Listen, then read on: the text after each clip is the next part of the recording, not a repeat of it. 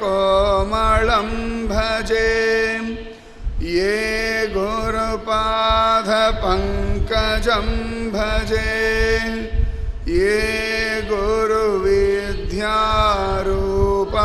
भजे हे गुरुज्ञानवैराग्यं भजे ये गुरुमोक्षसाधनं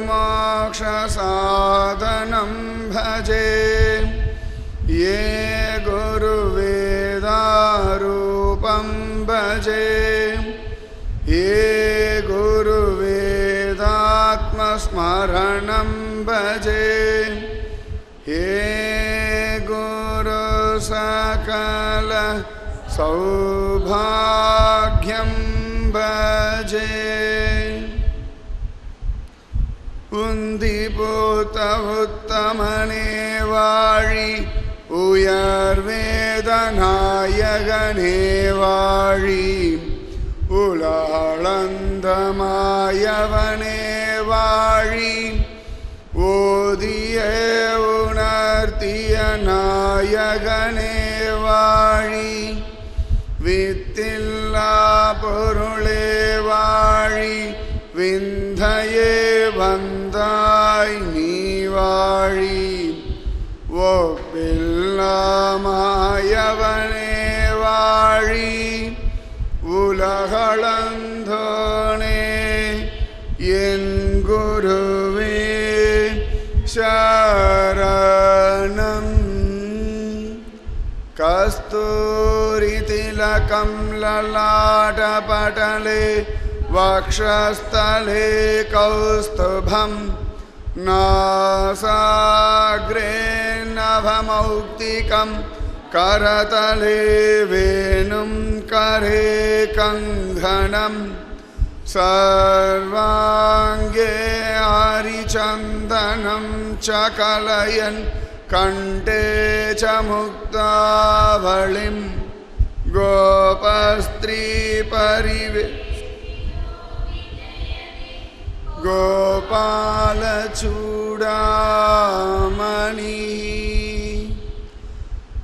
राधे कृष्ण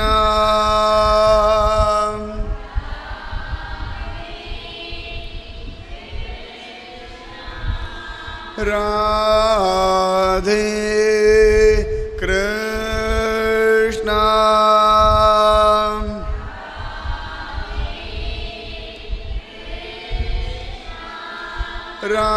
राधे कृष्ण राधे कृष्ण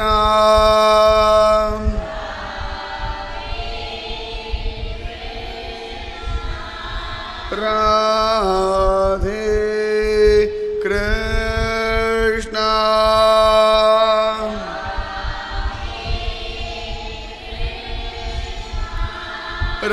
राधे कृष्ण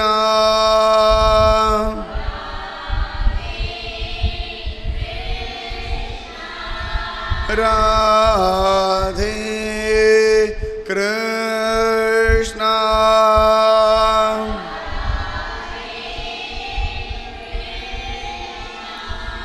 राधे कृष्ण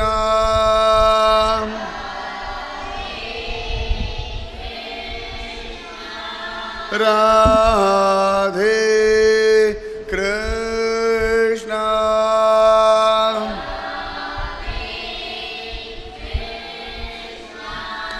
राधे कृष्ण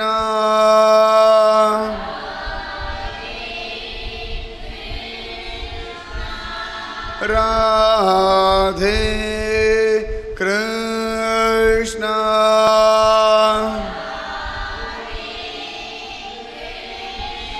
राधे कृष्ण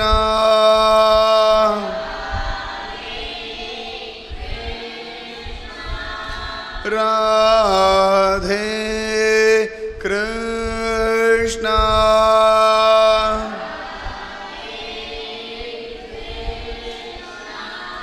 राधे कृष्ण राधे कृष्ण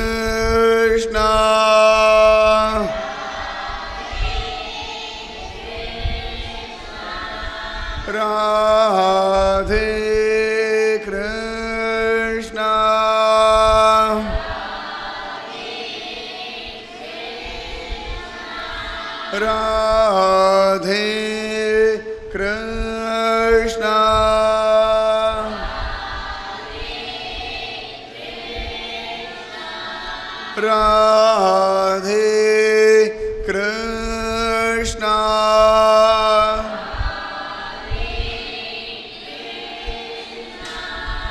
राधे कृष्ण राधे कृष्ण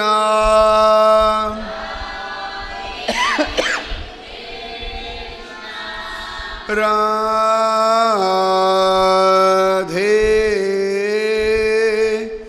कृष्ण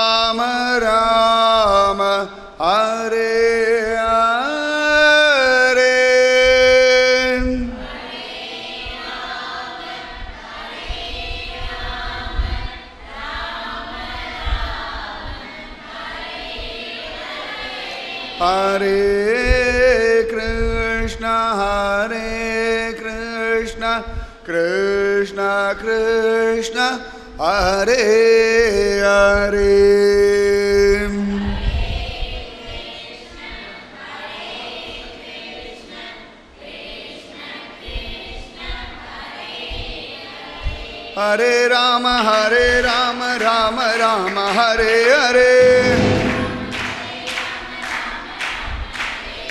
हरे Krishna Krishna Krishna Hare Hare Hare Ram Ram Ram Hare Hare Hare Krishna Krishna Krishna Hare Hare Hare Ram Ram Ram Hare Hare Hare Krishna Krishna Krishna Hare Hare Hare Ram Ram Ram Hare Hare Hare Krishna Krishna Krishna Hare Hare Hare Ram Ram Ram Hare Hare Hare Krishna Krishna Krishna Hare Hare Hare Ram Ram Ram Hare Hare Hare Krishna Krishna Krishna Hare Hare Hare Ram Ram Ram Hare Hare Hare Krishna Krishna Krishna Hare Hare Hare Rama Rama Rama Hare Hare.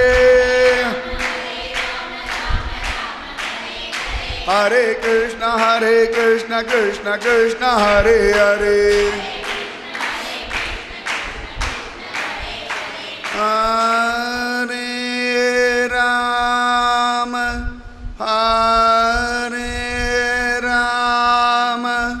Rama Rama Hare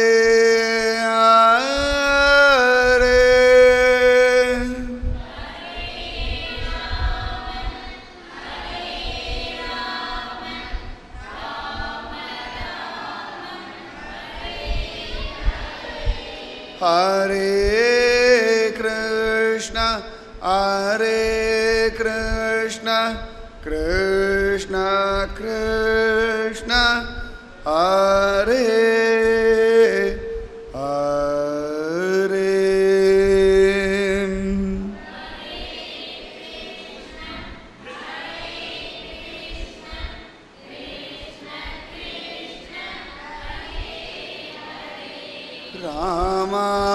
Ramanujadaya Patram Jnana Vairagya Bhushanam Srimad Venkatanathāryam Vande Vedanta Desigam Lakshmi Nata Samarambham Natayamuna Madhyamam Asmadacharya Paryantam Vande Guru Paramparam Yo Nityamachyudapadhambujayugma Rugma Vyamohatastatitarani Trinaya Mene Asmadgurur Bhagavadosya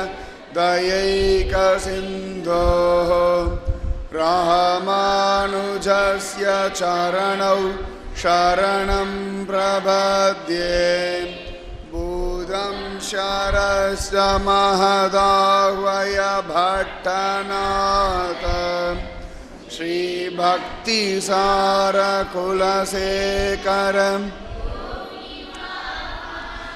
Bhaktangrirenu Parakalayatindra Mishran Srimad Parangusamunim Pranatosmi Nityam Nama Sankirtanam Yasya Sarva Papa Pranashanam Pranamo Dukkha Shamanah Tam Namami Harim Param Vasudeva Sutam Devam Kamsa Chanuramardanam Devaki Paramanandam Krishnam Vande Jagadgurum.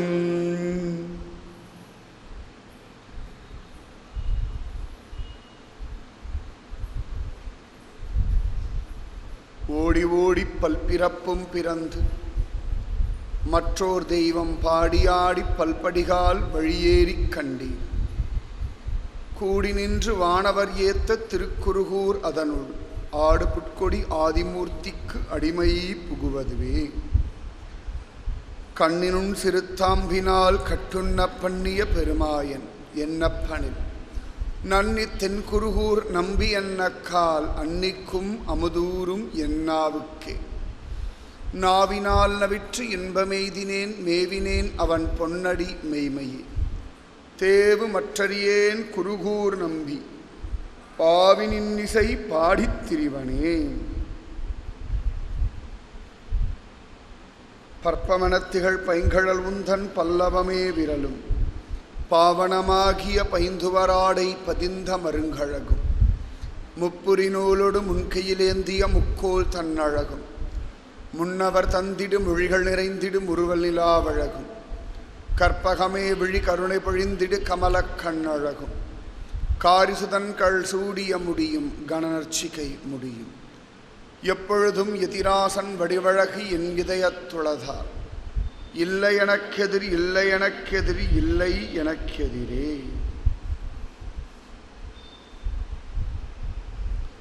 பல்லாண்டு பல்லாண்டு பல்லாயிரத்தாண்டு பல கோடி நூறாயிரம் மல்லாண்ட தின்தோள் மணிவண்ணா நின் சேவடி செவ்வி திருக்காப்பு.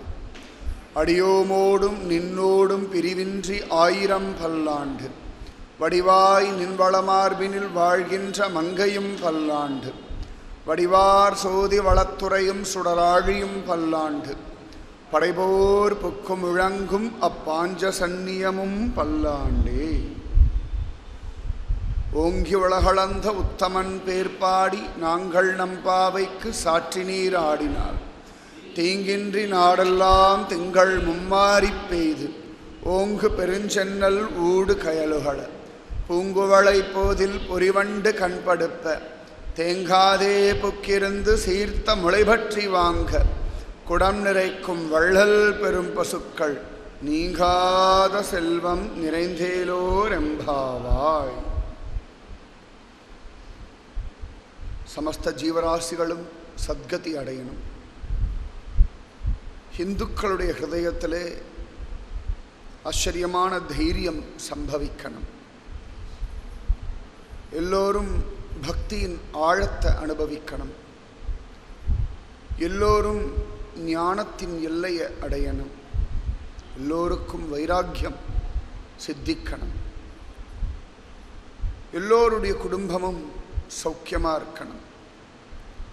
குடும்பத்தில் இருக்கக்கூடிய ஏற்றத்தாழ்வுகள்லாம் மறையணும். பரஸ்பரம் எல்லோருக்குள்ளேயும் ஒற்றுமை அதிகமாகணும். ஒவ்வொரு குடும்பத்திலையும் இருக்கக்கூடிய கடன் சுமைகளெல்லாம் நீங்கி ஆனந்தம் பிறக்கணும். வியாதியஸ்தர்களுடைய வியாதிகளெல்லாம் சரியாகணும். கெட்ட வழியில் போய் மாற்றின்று வெளில வர முடியாமல் திறனில் கொண்டிருப்பவர்களுக்கெல்லாம் நல்ல புத்தி உண்டாகி பகவத் தியானத்தில் ஈடுபட்டு தானும் சௌக்கியமாக இருந்து அடுத்தவர்களையும் சந்தோஷம் படும்படியாக வாழணும். சனாதனமான ஹிந்து தர்மம் ஜெயிக்கணும். நம்முடைய கோவில்களெல்லாம் நன்னா இருக்கணும். நம்முடைய புண்ணியமான நதிகளெல்லாம் சுத்தமாகணும். ஊழலில்லாத, குழப்பமில்லாத, பயமில்லாத, தீவிரவாதமில்லாத ஆச்சரியமான ஒரு பாரத சமுதாயம் உண்டாகணும். எதிர்கால சந்ததிகள் ஒரு விதமான கஷ்டமும் இல்லாமல் தாய் தகப்பையும் கொடுத்தண்டு குடும்ப மரியாதையை காப்பாத்திண்டு ஆச்சரியமாக நல்ல வழியில் பிரயாணம் பண்ணணும். குழந்தைகளெல்லாம் நன்னா படிக்கணும், நன்னா ஆரோக்கியமாக இருக்கணும், நல்ல புத்தி சாதுரியத்தோடு இருக்கணும். தன்னுடைய தாய்க்கும் தகப்பனுக்கும் குடும்பத்துக்கும் தன் வம்சத்துக்கும் நல்லது பண்ணும்படியான ஒரு மனசு அவர்களுக்கு உண்டாகணும். எல்லோரும் வாழ்வாங்கு வாழணும். அதற்கு பகவான் அனுகிரகம் பண்ணட்டும். ராதிகாராணி அனுகிரகம் பண்ணட்டும். தாமிரபரணி மாதா அனுகிரகம் பண்ணட்டும். உத்தமமான திருமந்திர நகரம் இந்து மந்திர நகரமாக சீக்கிரத்திலேயே மாறி திரும்புகிற பக்கமெல்லாம் நம்முடைய கோவில்கள், நம்முடையதான உற்சவங்கள் நடைபெறணும். நம்முடைய மதத்தை தாழ்வாக பேசுபவர்களுக்கெல்லாம் நல்ல புத்தி வந்து நம்முடைய மதத்தை கொண்டாடி இதில் இணைஞ்சு ஆனந்தத்தை அனுபவிக்கணும். சர்வத்ர கோவிந்தநாம சங்கீர்த்தனம் கோவிந்தா கோவிந்தா.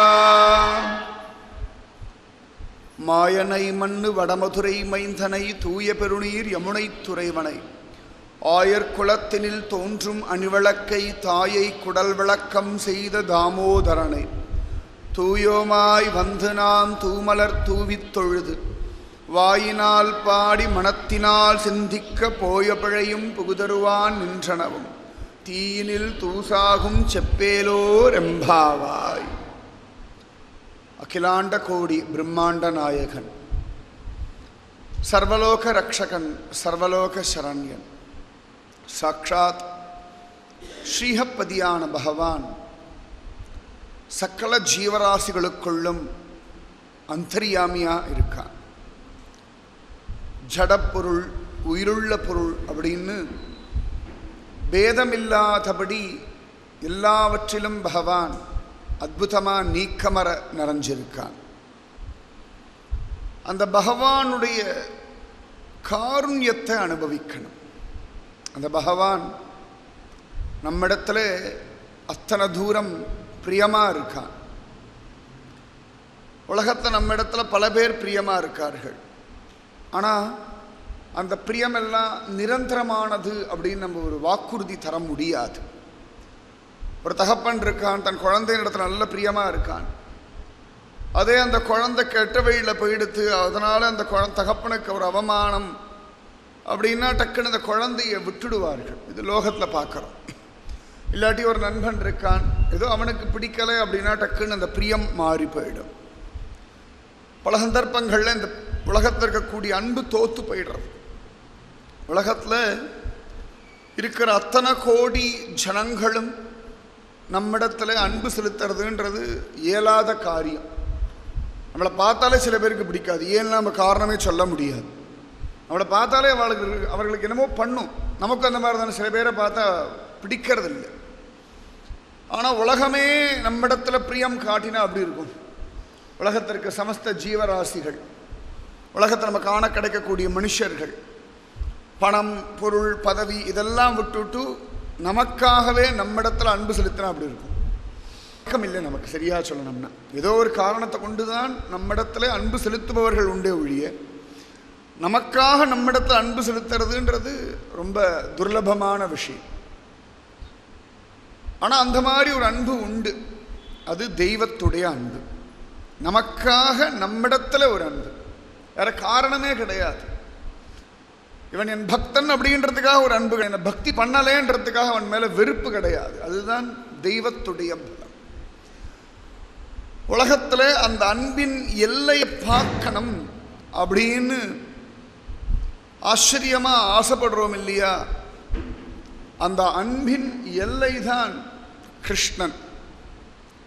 எல்லா ஜனங்களுக்கும் தன்னுடைய அன்பின் எல்லையை காட்டுறதுக்காக பரமாத்மா தானே மனுஷனாக எடுத்த அவதாரம்தான் ஸ்ரீகிருஷ்ண அவதாரம். இந்த கிருஷ்ணனை கொண்டாடுறதே ஒரு சுகம். கொண்டாடுறதுக்கு ஒரு தெய்வம் அப்படின்னா கிருஷ்ணன். ஆடலாம் பாடலாம் கொண்டாடலாம் அப்படிதான் சொல்லணும். இவாளெலாம் சொல்கிறா இல்லையா? அந்த மாதிரி தான்.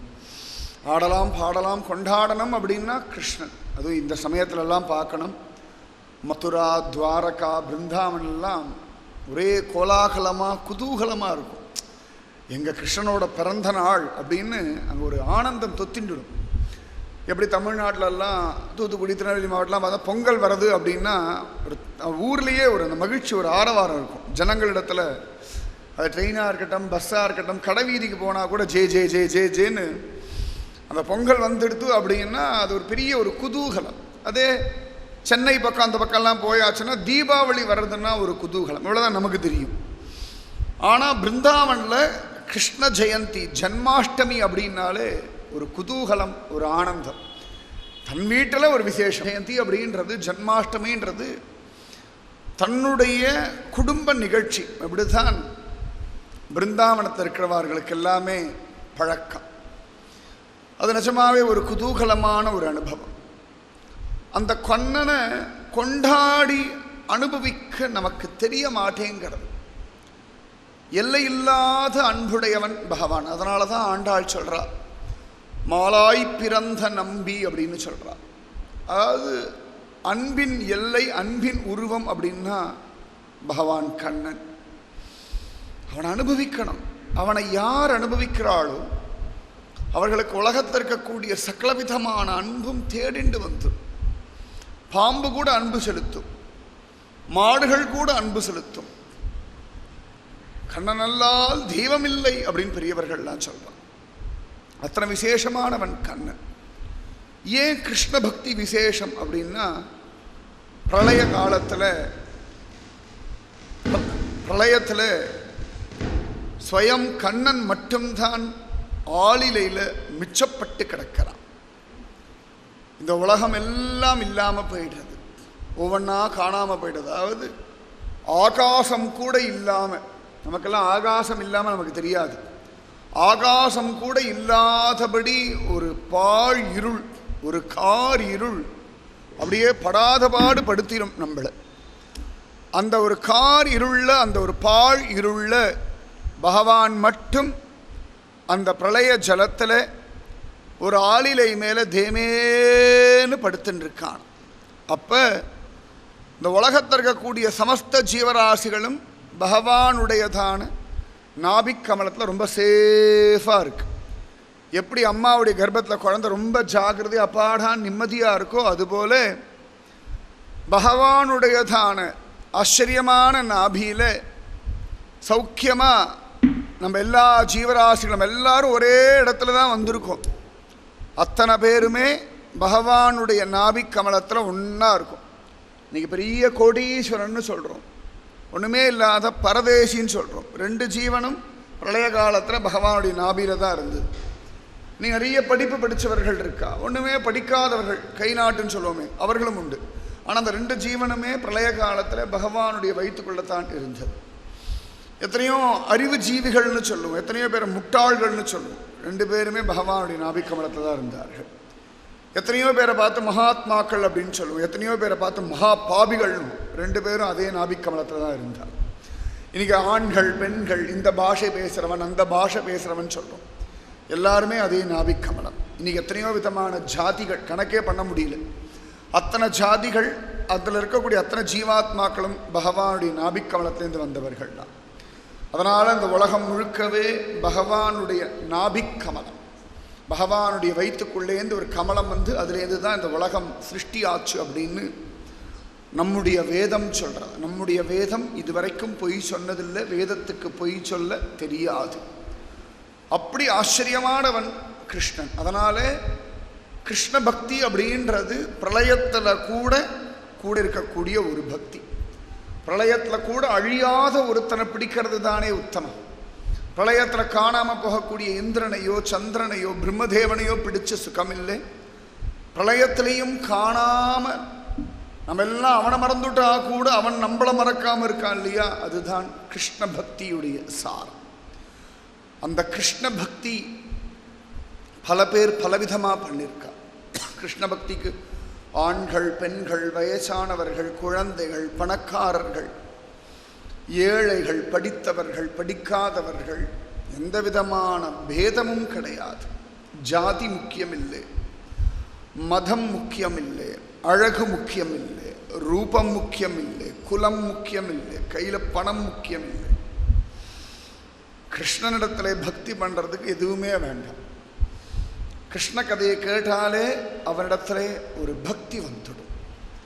அதுவும் கிருஷ்ணனுடைய பக்தர்களை பற்றி கேட்டுட்டோம் அப்படின்னாலே தானாகவே கிருஷ்ணனிடத்தில் ஒரு பிரியம் நமக்கு வந்துடும். பகவானிடத்தில் எதுக்கு அன்பு செலுத்தணும், என்ன அவசியம்? ஒரு நாளை போல் காத்தால எழுந்து ராத்திரி தூங்கிறதுக்குள்ளே போதும்னு இருக்குது. சாப்பிட்றது கஷ்டமாக இருக்குது, தூங்கிறது கஷ்டமாக இருக்குது, நடக்கிறது கஷ்டமாக இருக்குது, வேலைக்கு போகிறது கஷ்டமாக இருக்குது, சம்பாதிக்கிறது கஷ்டமாக இருக்குது, சம்பாதிச்ச பணத்தை சேமிக்கிறது கஷ்டமாக இருக்குது, செலவு பண்ணுறது கஷ்டமாக இருக்குது. ஒரு நாளை போல் வீட்டில் 1008 சண்டைகள் பிரச்சனைகள் கவலைகள், ஒவ்வொரு நாளும் என்ன நடக்கிறதுன்னு உலகத்தில் புரிய மாட்டேங்கிறது. இதில் எப்படியோ தப்பி பழைச்சி ஓடினாலே போதும்னு இருக்கும். இதில் வேற கிருஷ்ண பக்தின்னு தனியாக ஒன்று பண்ணணுமா அவசியமா அப்படின்னா, கிருஷ்ண பக்தி அவசியமானா ரொம்பவே அவசியம். நான் மனசுக்கு ஒரு சமாதானம் இல்லை. பணம் காசு சம்பாதிச்சுடலாம், ஆனால் சமாதானம் இல்லை. எத்தனையோ பேர் இடத்துல பழகலாம், ஆனால் ஏதோ ஒரு கவலை, ஏதோ ஒரு பயம், ஏதோ ஒரு யோசனை, ஏதோ ஒரு எதிர்கால சிந்தனை இப்படியே ஓடின்னு இருக்கு இல்லையா. நிலை கொள்ளாமல் இந்த கடல் அலைகள் ஓயறது இல்லை இல்லையா, அதுபோல் நம்முடைய எண்ண அலைகள் ஓயறதே கிடையாது. இன்னும் அதிகமாகிறது, குறையும்னு பார்த்தாலும் அது பௌர்ணமி வந்து அதிகமாகிற மாதிரி ஏதாவது நிகழ்ச்சியாக இருந்தால் அதிகமாகிடுது, கொஞ்சம் அடங்கிறது அமாவாசைக்கு, அவ்வளோதானே ஒழிய இந்த எண்ண அலைகள் முற்றிலுமாக நின்னது அப்படின்னு காண கிடைக்கிறது. இந்த எந்த அலைகள் அப்படியே சலனமில்லாமல் இருந்துடுத்துனா அப்படி இருக்கும், அப்பாடான் இருக்குமே. அந்த மனசு சமாதானத்தை எப்பொழுதும் அனுபவிப்பதற்காகத்தான் பக்தி, அதுலேயும் கிருஷ்ண பக்தி. சாப்பாடு எதுக்காக சாப்பிட்றோம்? பசி அடங்கி உடம்புல பலம் வரத்துக்காக. ஒரு ஃபேன் போட்டுக்கிறோம், ஏசி போட்டுக்கிறோம், எதுக்குன்னா உடம்புல அந்த வேர்வையெல்லாம் படுத்தாமல் இருக்கிறதுக்காக. நிறைய விஷயங்கள் காரணம் இருக்கு இல்லையா.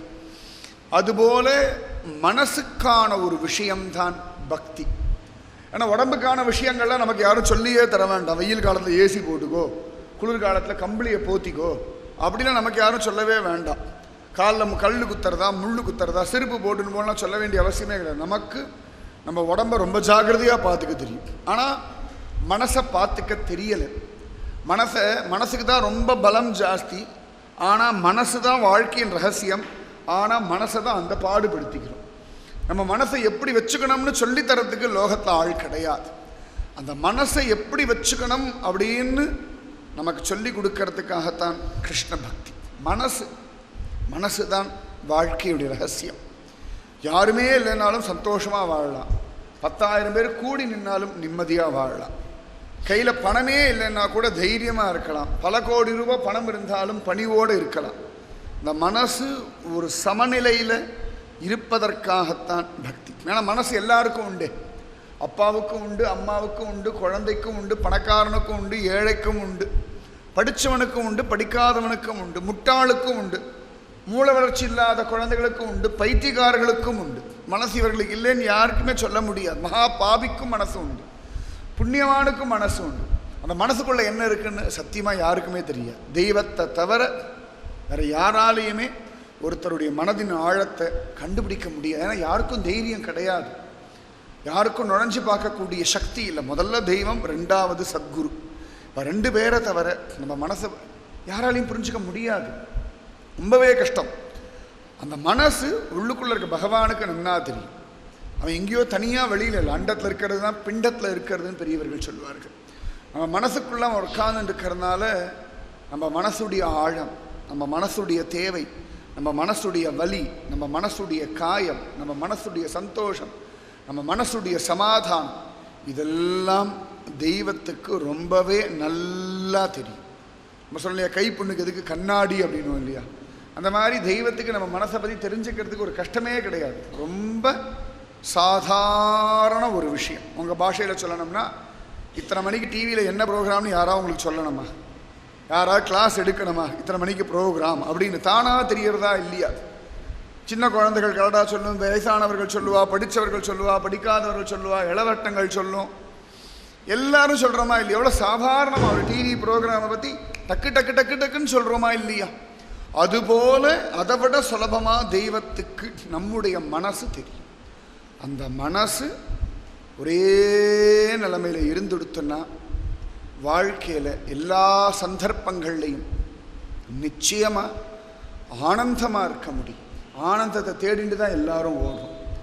ஆனந்தம் தேடி கிடைக்கிற ஒரு பொருள் கிடையாது. யாரும் தானம் கொடுக்க முடியாது ஆனந்தத்தை. அவரவர்கள் அனுபவிச்சாதான் உண்டு. உங்கள் ஆனந்தத்தை நான் கொள்ளையடிக்க முடியாது. என் ஆனந்தத்தை நீங்கள் கடன் வாங்க முடியாது. இந்த இடத்துல ஆனந்தம் கிடைக்கும்னு யாரும் போர்டு போட்டு விற்க முடியாது. உங்களுக்கு